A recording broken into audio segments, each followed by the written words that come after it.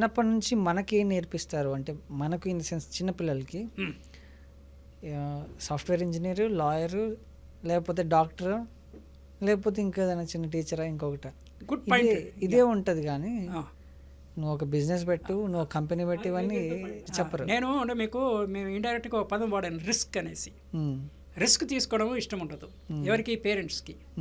Parents ఏం ఆలోచిస్తారంటే, అంటే వాళ్ళకి పిల్లవాడికి అమ్మాయి అబ్బాయి ఇంట్రెస్ట్లోనే ఆలోచిస్తారు, కానీ వీళ్ళ పొటెన్షియల్ని వాళ్ళ స్వాట్ అనాలిసిస్ చేయరు.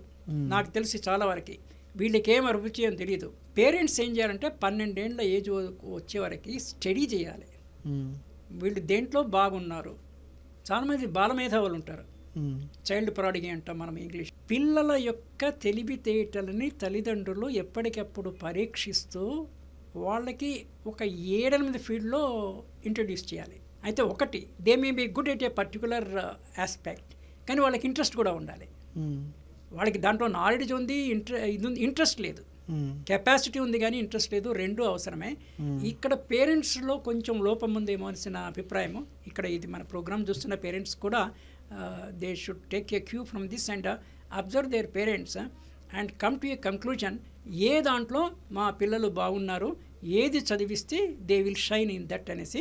మన సొంత పిల్లలైనా కూడా each individual is totally different with respect to calibre, their interest, their this one. Parents just like that cannot thrust anything on them. వాళ్ళకి ఫెసిలిటేట్ చేయి, అంతే. ఫెసిలిటేట్ చేయి, let them go the way they choose it. It's a right పాత్లో వెళ్తున్నా లేదా అంతవరకే చూడాలి. అలాగే టీచర్స్ కూడా రెస్పాన్సిబిలిటీ ఉంది next to parents. Up to class 10th పిల్లలు ఏ రంగంలో ఈ పర్టికులర్ స్టూడెంట్ బాగున్నాడు అనేది వాళ్ళు వాచ్ చేసి they should give a feedback to the parents. అంత కన్స్ట్రక్టివ్ మెకానిజం మన దగ్గర లేదు.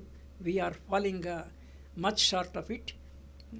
అది ఉంటే కనుక మీరు అన్నట్టు I think it's need a correction there. It's need a correction. It has to